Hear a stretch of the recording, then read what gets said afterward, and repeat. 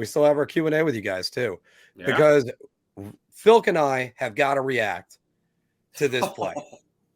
And if you guys haven't seen it, and maybe in the comments already, you're already going nuts. But Massapequa's own Sonny Milano was part of one of the best goals we've seen in years. And I got it for you right here. Let's just get that on up. And you're going to see Zegras pop the puck over and it's batted in by Milano. That's ridiculous. That's ridiculous. And the funny Nice part little is play by listening to Zegras talk about it.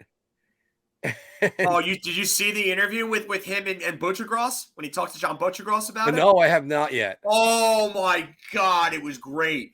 So he gets on and Butchie's like, "Yo, Trevor, can you hear me? Can you hear me?" And he's like, "Oh, Butchie," he's like, I saw you at Timmy Hortons, and he's like, "I saw you a house and a couple donuts, some Boston creams there."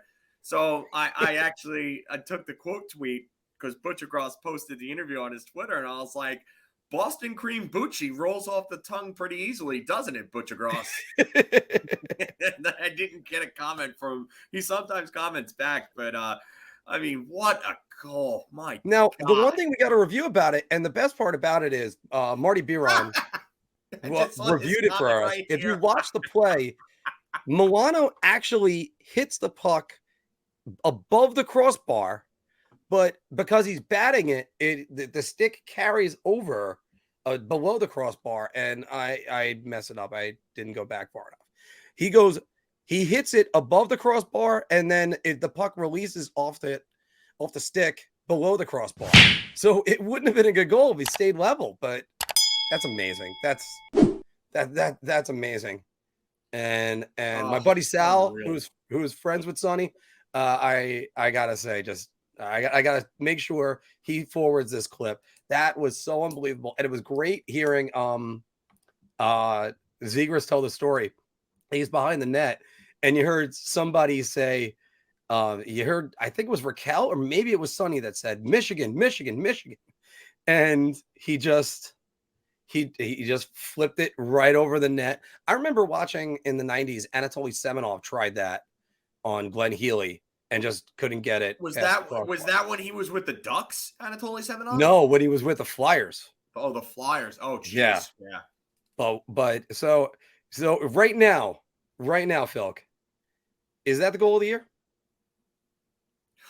Wow. I just think that's a ridiculous play. That's so hard to do. I would have to say yes. I really would. And I know that, you just don't want to say that Connor McDavid's goal against the Rangers is goal of the year. Hi, I'm the biggest McDavid fanboy there is. So I don't, that's not going to apply to me, buddy. And also, by the way, Filk is the greatest McDavid fan, but also I think the goal against Winnipeg was better than the one against the Rangers. That's close. He did it against better players, and Patrick Nemeth acting like a cone for the Rangers didn't help. Yeah. And Georgiev being completely confused. And we picked that goal apart from the Rangers end, and also still gave credit to Connor McDavid. That's what the amazing thing about that. But this was great. Can't say enough and how much I loved it. And the reason why I'll say that for me that it's over is because of the fact that there are two different people that have to get open and have to get enough time to be able to do this and to make that work. And I know McDavid's won against 4 or 5, whatever, but to be able to do that and then have the defender on him like Milano did and get the separation that he did for as short of a time to be able to bat that in is really, really hard. That's not easy. Yeah. By the way, once again, I do got to say this. That McKinnon had a great one last night too. That was good. But Kreider could have been up there when he did the Michigan, and the fact that he tried it says how much confidence he's playing with right now. Yeah. I can't say that enough. Patrick Nemeth acting like a cone. I'm sure he was a cone.